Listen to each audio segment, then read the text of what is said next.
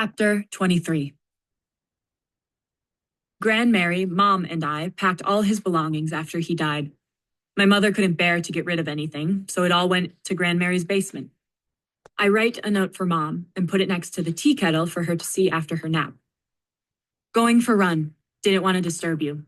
Don't worry about me for dinner. Might go visit Grandmary or Auntie. Love you. I passed Dana's house on my way to my grandparents'. People still shake their heads when they talk about her unforgivable sin of painting her dark rich brick home ivory and adding bold indigo shutters. Levi told me his mom saw a house like that in Ann Arbor when she was in law school and wanted a house like that someday. Dana Firekeeper, chief tribal judge, is nothing if not tenacious. My grandparents' house, meanwhile, looks as if it was reconstructed stone by stone from the French countryside. An imposing chateau in a cul-de-sac overlooking Sault Ste. Marie and Sugar Island off to the east. I jogged to the side entrance off the kitchen and used my key to enter. It smells like lemon furniture polish. The cleaning lady must have been here yesterday or Friday. She still comes twice a week to keep everything pristine while my mother clings to the hope that Grandmary will recover and demand to return home. I turn on every light as I make my way through the dark basement, passing the laundry room and the wine cellar before reaching a heavy wood door leading to a large storage area. The cleaning lady doesn't enter here, so it has a musty smell. My grandfather had sturdy wood shelving units installed around the perimeter. Dusty cardboard boxes, plastic storage bins, and wooden crates line the shelves. Most, but not all, are labeled. Uncle David's belongings fill a section of wall, and his furniture takes up most of the floor space. Mom cried when she told me that he would want me to have his dining room set in my own home someday. She cries whenever she talks about him, like today, when she got choked up at the sight of me embracing Jamie and says something about how David would have loved meeting him. I look for the bins marked office and lift lids to peer inside until I find the ones with his notebooks. Grandmary and I did that room while Mom insisted on boxing things from his bedroom. My grandmother, who thought his being gay was something he would outgrow, was content to let Mom box up the parts of his life she herself couldn't understand. If it had been me who died, would Grandmary have felt the same way about my black ash baskets from Grandma Pearl and my jingle dress regalia? I'm ashamed of myself for the thought. When you love someone, but don't like parts of them, it complicates your memories of them when they're gone. The notebooks were tossed haphazardly into the bins. I dump out the contents of the first bin to check the beginning and ending dates of each college rules spiral notebook. Anything prior to 2004 or 2003 will go back into the bin.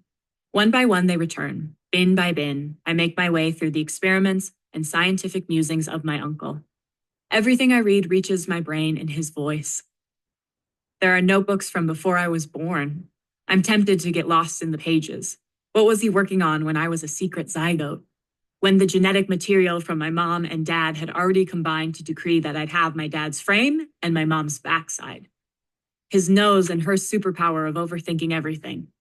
That I would be like Mom and Grandmary and Grandpa Lorenzo, able to drink wine and grappa and feel just fine the next day, instead of like Uncle David, who had decided that sobriety was the path that worked for him. When he died, Mom insisted he hadn't relapsed. She was right. But at the time, I noted his odd behavior and drew the wrong conclusion. I stare at the bins now back on the shelves.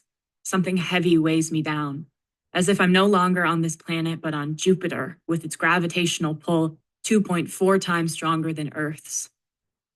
David doesn't have any notebooks from this year because he was preoccupied with his confidential informant activities for the FBI.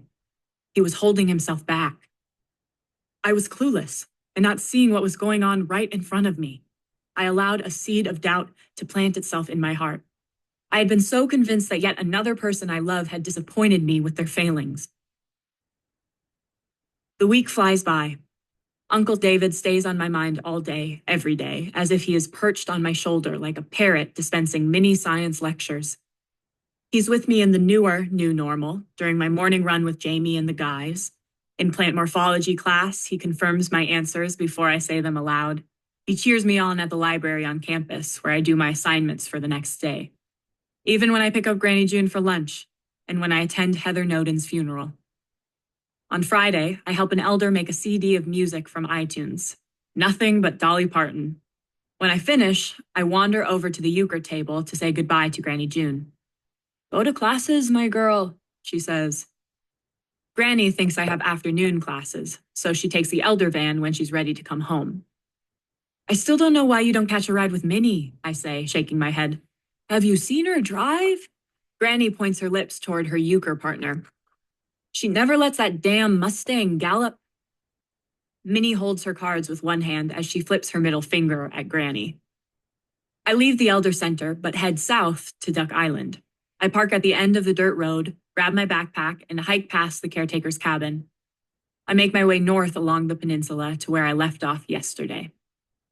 Every afternoon, I forage for wild mushrooms and document every variety I come across. I pause only to drink water, enjoy a Honeycrisp, or pee next to a tree. My progress every day this week has been steady and orderly. Today, however, I'm distracted by the stunning autumn leaves, shades I've never noticed: saffron, claret, mustard, coral, rust, canary, and vermilion. The pictures I snap all afternoon are of leaves instead of mushrooms. The soup season opener is tonight. I should be eager for Levi's first game as team captain, but it is also my first game as a dreaded anglerfish, so I snap more pictures of leaves. All week I have avoided the spot where the raven showed me Heather Noden's body. Today I find myself standing in the patch of yellow and purple pansies along Lake George. Dropping my backpack, I sit with my knees pulled up to my chest. Each blink reveals different memories of Heather.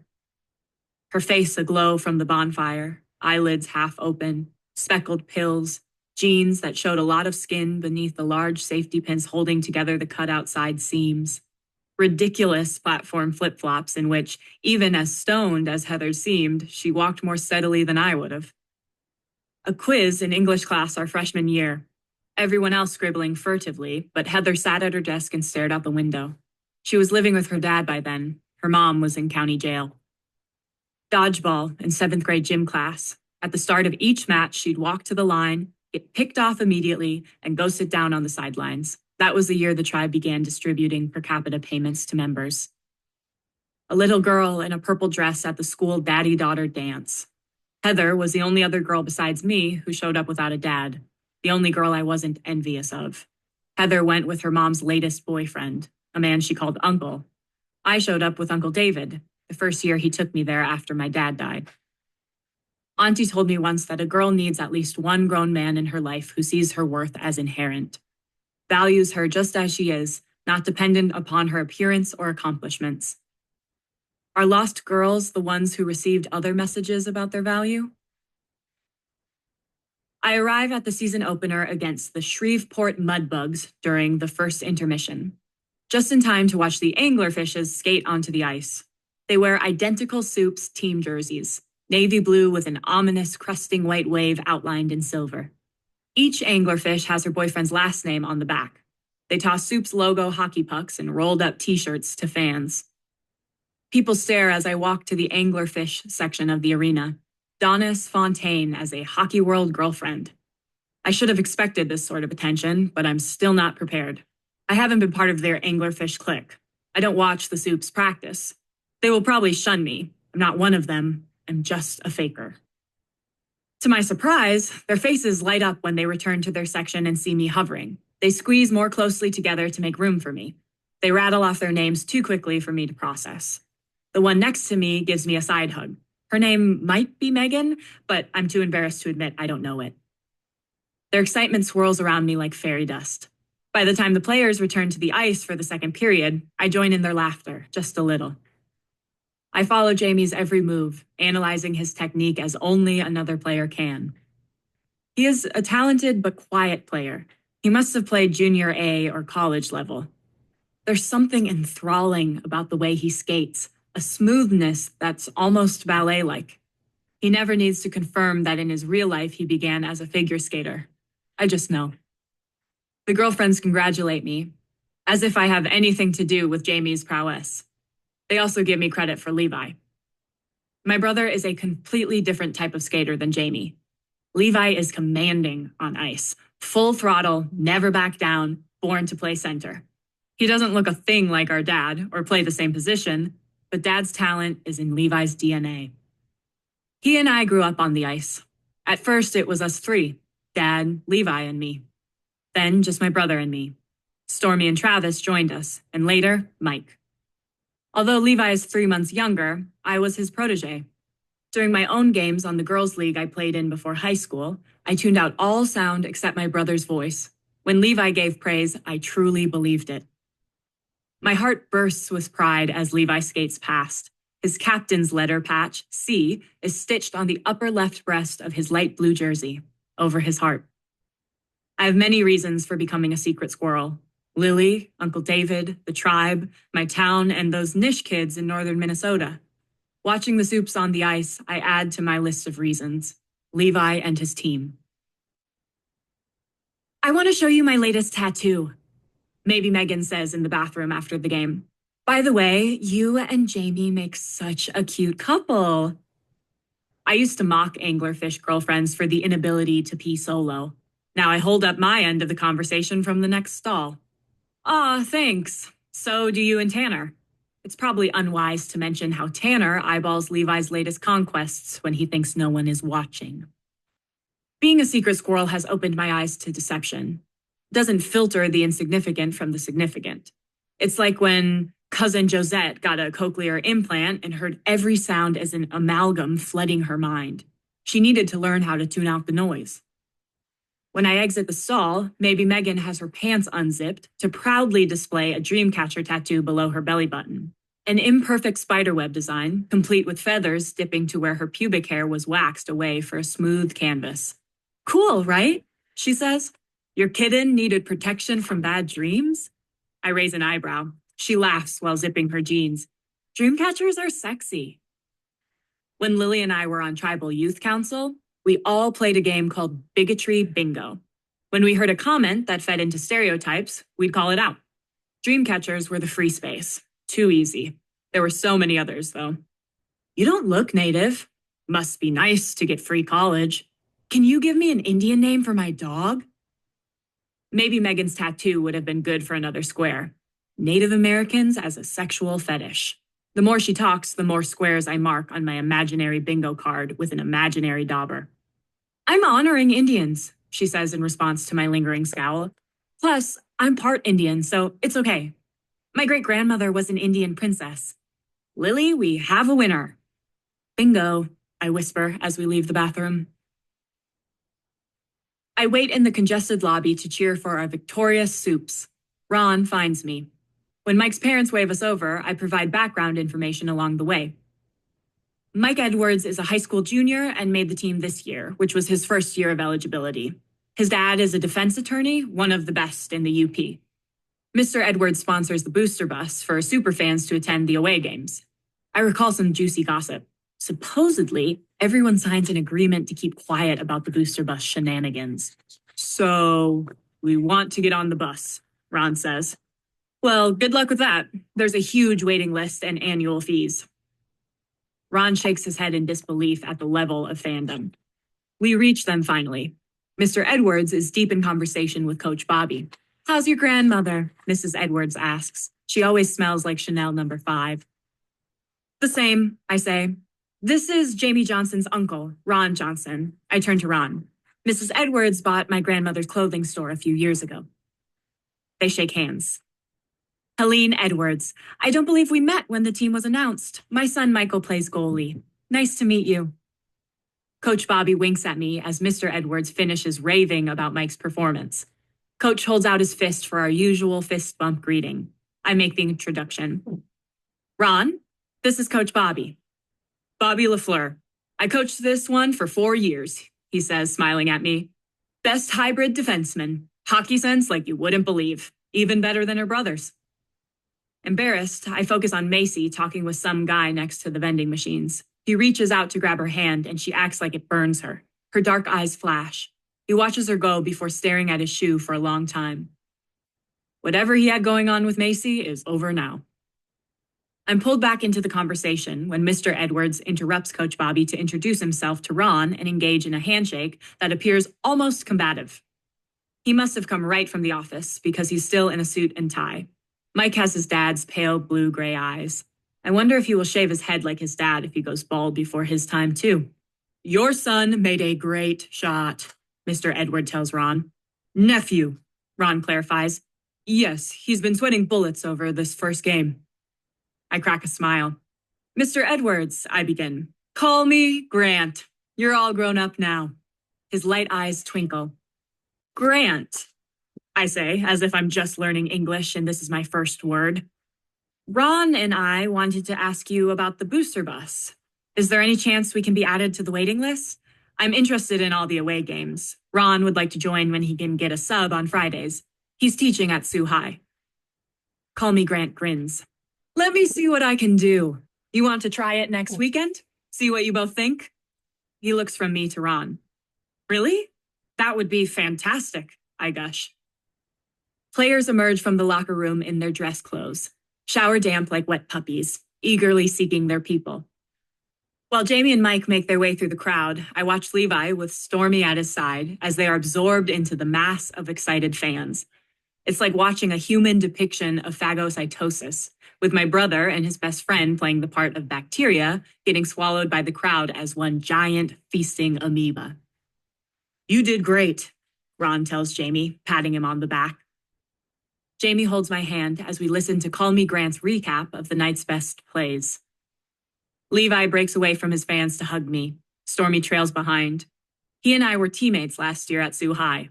Stormy's parents attend his games unless one or the other is on a bender. Neither's here tonight for his first game as a soup. That's rough. Great game, Stormy, I say. His face lights up. Next, I turn my attention to Mike. He is my target. I will be a take-charge secret squirrel instead of waiting for a clue to rub its head against my leg and purr to be petted. During varsity hockey season, Mr. and Mrs. Edwards hosted Sunday dinners for post-game rehashing. I always attended. We'd watch videos of the game and analyze our mistakes. Call Me Grant's home office might hold a clue. He does represent a lot of shady clients. Maybe he keeps files at home? My secret squirrel goal is to engineer an invitation because Levi mentioned that Mike's parents plan to host similar post-game dinners for the Soups. I give Mike a shove with my free hand. You were fantastic. It's true. He appears bulky and methodical, but in truth, Mike is deceptively quick. He has an innate sense of what will happen next and can react instantly.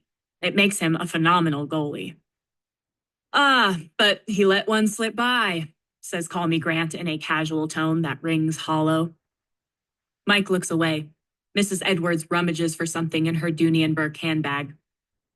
Countless times I've witnessed Mike's dad pull him into the corner of an arena lobby and berate him in a low hiss while fake smiling at people passing by. Isn't it strategic to let one messenger live? I point out. Call Me Grant does a double take. It's hockey, not the art of war, Mike says with the tiniest of smiles. Son, hockey is the art of war, Call Me Grant says while assessing me. His left eyebrow and the corner of his mouth lift simultaneously. You read Sun Tzu. I smile demurely. No one needs to know I learned military strategy by watching the Disney movie Mulan 100 times with the twins. The villain let one scout live to warn the Emperor that the Huns were on their way. Mike, will you help me set up my new BlackBerry? I ask, attempting to ingratiate myself with my brother's tech-savvy friend. Why didn't you get a Razor? Levi breaks in. They look sweet. Sweet, Stormy echoes. Sure thing, Donnie Defense. Tomorrow? Mike says. Tomorrow's game day, Call Me Grant reminds his son. Why don't you come over Sunday for dinner buffet and game videos? He glances at my hand and Jamie's before looking up. His intensive stare is a truth-seeking laser. I always feel guilty of something whenever he's around. Donis, please bring Jamie and his uncle, too, Mrs. Edwards says. I nod before wandering over to the vending machines. It's the only excuse I can think of to get away from Call Me Grant's ice blue laser stare. What was that word Ron used to describe when your spidey senses are tripped? Hinky. Chapter 24. On Sunday, we ride together in Ron's car to Mike's house. Carefully, holding a crystal bowl of homemade tiramisu, I answer Ron's question about who will be at the dinner. Levi, which means Stormy, too. One or two of the better players, the Soup's head coach, and both of the assistant coaches. And Coach Bobby will probably be there. He and Mr. Edwards have been good friends ever since Coach helped Levi, Mike, Stormy, and Travis over a shooting incident about 3 years ago. Shooting incident? Donis, this is the type of stuff you're supposed to tell us about. Jamie pinches the bridge of his nose. Travis was goofing off with a BB gun after hockey practice, I say. Levi, Stormy, and Mike were with him.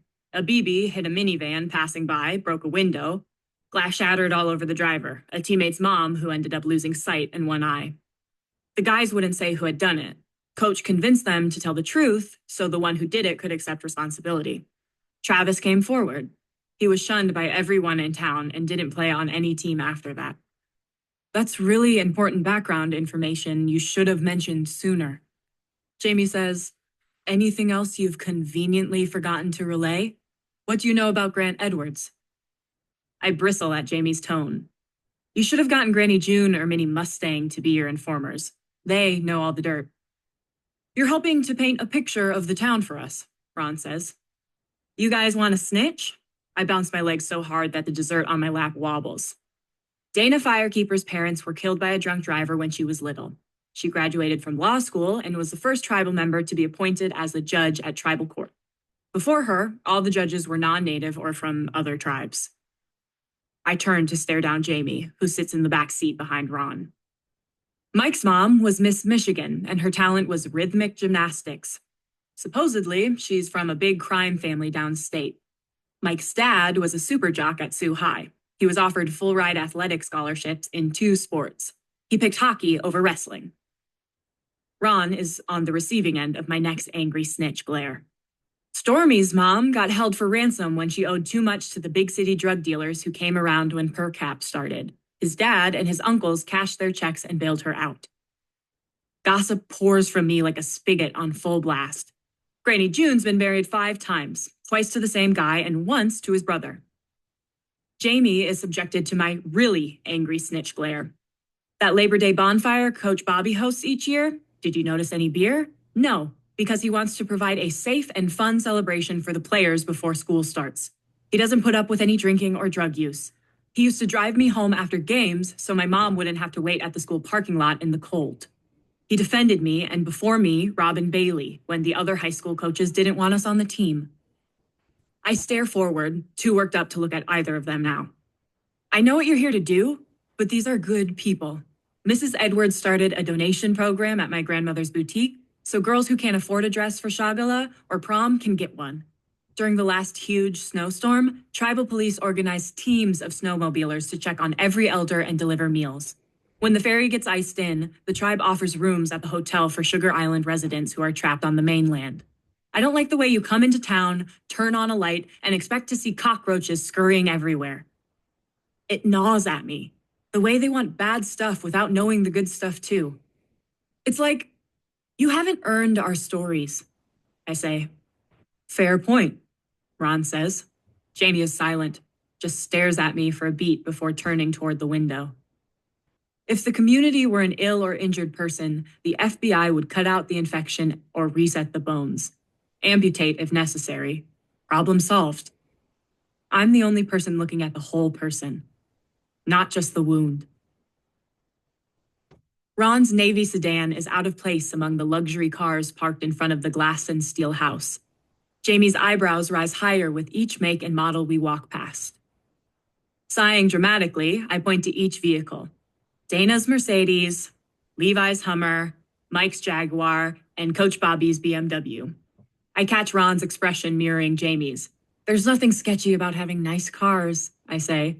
They all have money except Coach Bobby, and he won his car in a poker tournament a few years ago. Mrs. Edwards greets us at the door. I hold out the dessert like a bomb, which she takes graciously. Jamie carries the bag with my new BlackBerry. When Ron contributes a bag of potato chips, I can't help but smile despite still being ticked off. He reminds me of a cousin who shows up to potlucks with a box of Jell-O. Dana gives me a quick hug on her way out. She always drops off a pan of lasagna for Sunday buffet. It's only been 6 months since I was last here at one of the Edwards' Sunday dinner buffets, watching our Sioux Blue Devils game videos on the giant wall-mounted plasma screen, analyzing each play and looking for ways to improve.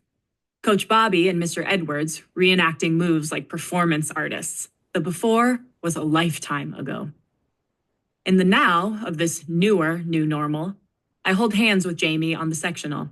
The hockey game on the big screen isn't mine. I'm not here as a player, but as an anglerfish to my soup boyfriend. Looking around, I realize Jamie probably sees everyone as suspects. My brother and his friends, my friends.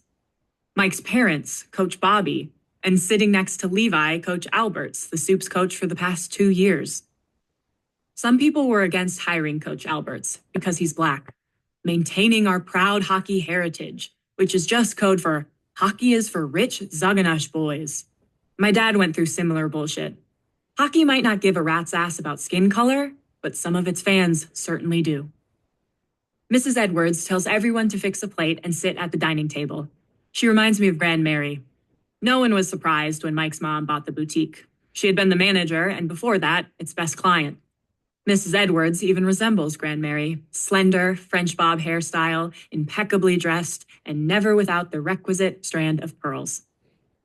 I'd get mad when Grand Mary praised Mrs. Edwards in front of Mom. My grandmother valued timeless style and taking care of oneself. I remember visiting the boutique to try on dresses a few years ago and overhearing Grand Mary mention that I was at risk of outgrowing the sizes carried. Mom forbade her from ever speaking to me about my body, my weight, or anything about my appearance. Donis and I will leave town without a backwards glance if you ever cross that line.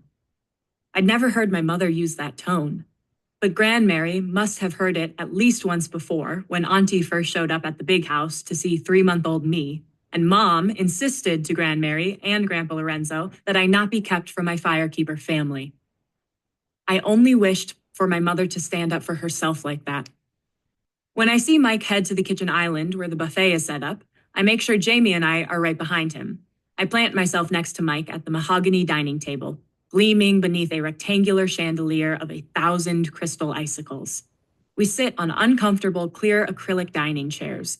Floor-to-ceiling windows provide a spectacular view of the red, white, and blue lights of the International Bridge and the cityscape across the river. It feels like we're in a diorama or on a stage. Tonight, I'm expanding my usual role as Jamie's girlfriend to also play girl who is interested in everything Mike Edwards says. Shogula won't be the same without your grandmother, Call Me Grant says, his somber expression held for a respectful moment. It's the town's finest night, he tells Jamie and Ron. Dinner, dancing, and our women lovelier than ever. His eyes hold my own for an extra beat. I narrow my eyes. This must be how he gets juries to acquit his clients. Just the right attention to each one. Before the whole Call Me Grant nonsense, I never thought of him as anything other than Mike's dad. Now he's kind of a gross pervert. Don't you think it's silly? I keep my voice breezy. All that time and money spent on a fundraiser? Wouldn't it be easier if we donated what we spend on tickets and dresses and everyone just stayed home for the night? I smile sweetly. Call Me Grant laughs at my absurdity. Well, what's the fun in that? It's our best month at the store, Mrs. Edwards points out. It helps the team, Levi says. People are more loyal to something they're part of. Speaking of dresses, Mrs. Edwards tells me, I went ahead and ordered something for you since Shagala is coming up in 2 weeks. I hope you'll trust me. She turns to Mike. Macy's dress came in and she's already done her fitting. I'll order her corsage for you. I sit up straight. You're going with Macy? I ask Mike, trying to hide my irritation. Macy Manitou is like a UTI, flaring up at the worst times. Levi answers for him. She's in between guys, and Mike needed a date. Me and Stormy are going with some twins from St. Agnes. Carla and Casey or Colleen or something. I'm sure they're honored by your enthusiasm, I say. Levi grins.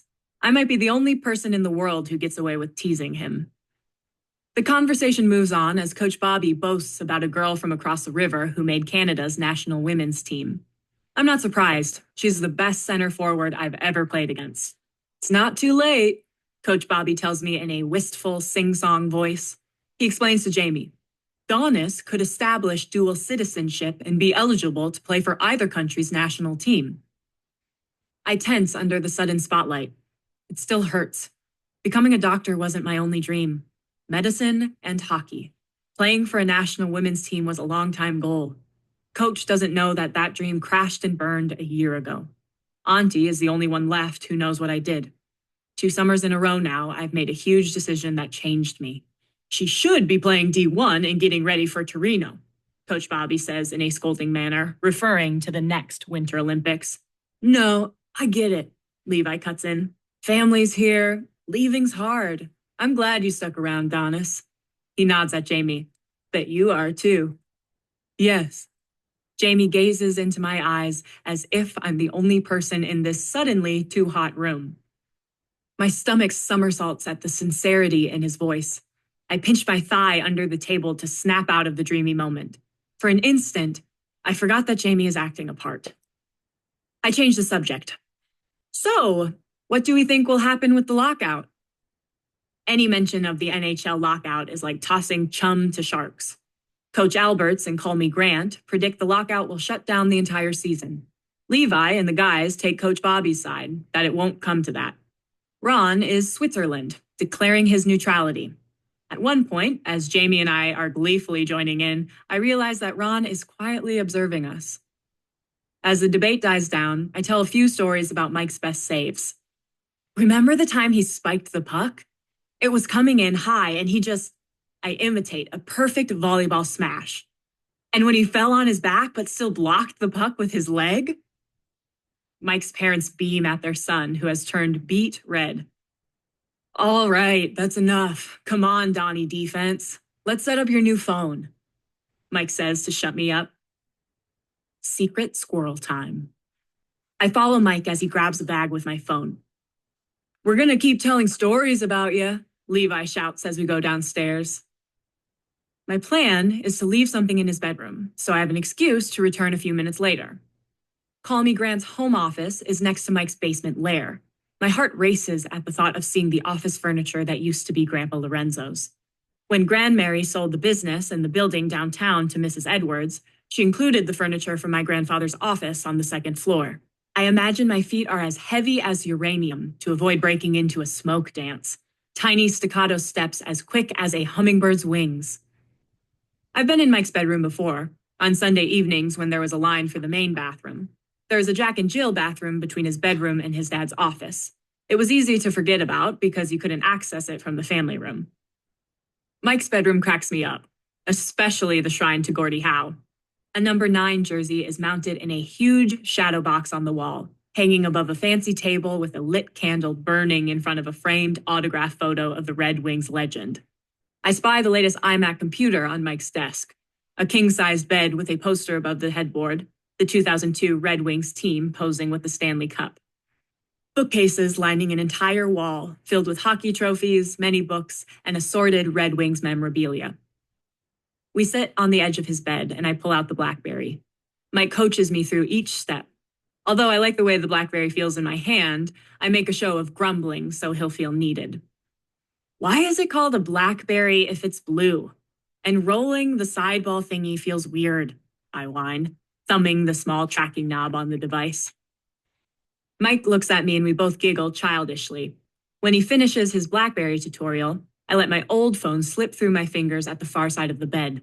The thick carpet muffles its fall. We return upstairs. Coach Bobby and Call Me Grant reenact plays from last night's game.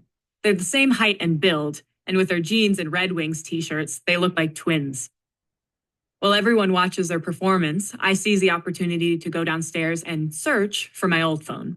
I rush through Mike's room to the bathroom. My actions sync with the plan I make up as I go. Lock Mike's bathroom door, turn on the light and noisy exhaust fan, try the doorknob to Call Me Grant's home office, exhale a sigh of relief when it opens. I'm in. Operation Secret Squirrel. 1. Eyeball the room layout using only the light from the bathroom.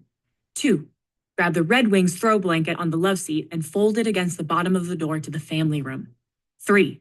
Turn on the overhead light. My breath catches at the sight of the office furniture. Desk, credenza, and matching bookcases. The deep purplish-brown rosewood has simple lines, unlike the ornate hand-carved mahogany furniture of Grandpa Lorenzo's library at the big house. I run my fingertips along the desktop. The pre-cry sting inside my nose is like someone holding a bottle of ammonium carbonate smelling salts to jostle me back to alertness. Come on, sis, you're burning daylight. 4. Remove a small digital camera from my sports bra to snap pictures of each bookcase shelf to document the contents. Books that might include an interesting title, perhaps chemistry related, and framed photographs of Mike's dad at hockey events that might place him at locations that align with drug activity in the Great Lakes area or show his contact with someone the FBI considers to be a suspect. Whenever Auntie tucks her cell phone in her lipstick in her bra, she calls it her niche purse or the high pocket. My high pocket is a shallow space barely able to fit the camera without creating a plateau-like uniboob. 5. Check the file drawers in the credenza to photograph the label on each file folder. Locked. Minor obstacle. No worries. I have a backup plan. 6. Pull the top right drawer of the desk all the way out to reach the key that should be on the tiny hook in the back. It's not there. Major obstacle. Mouthing silent curses, I look around for any ideas for a backup plan for my backup plan. What I see makes my heart thud instead. My footsteps, recorded in the plush ivory carpet like a trail through snow. Uncle David's voice urges me. Think through the problem, Donis. Identify your need, assess your resources, develop a plan, sequence your steps. Steps, footsteps are my problem. But I have no resources, only trophies, framed awards, and books, loads of books. Books. I rush to the bookcase and pull out an art book that looks to be the same length as the width of the vacuum. Gripping the spine, I drag the edge of the art book to retrace the vacuum marks. The result is not exact, but it's close enough. I turn off the light and return the throw to the love seat. Working my way backward to the bathroom, I feel sweat trickle from my forehead along my face and down my neck. Back in the bathroom, I hide the art book in the vanity cabinet. The girl in the mirror takes deep breaths. I stare at her, this girl who feels separate from me. I blink until I am back to myself again. I flush the toilet, wash my hands, and splash cold water on my face. The last step in my sequence is to spray air freshener, as if I've just taken the biggest dump of my life. I open the bathroom and jump back in alarm. Mike, standing in front of me, half smirking, blue-gray eyes twinkling. It's no use, Donis. I know what you're up to.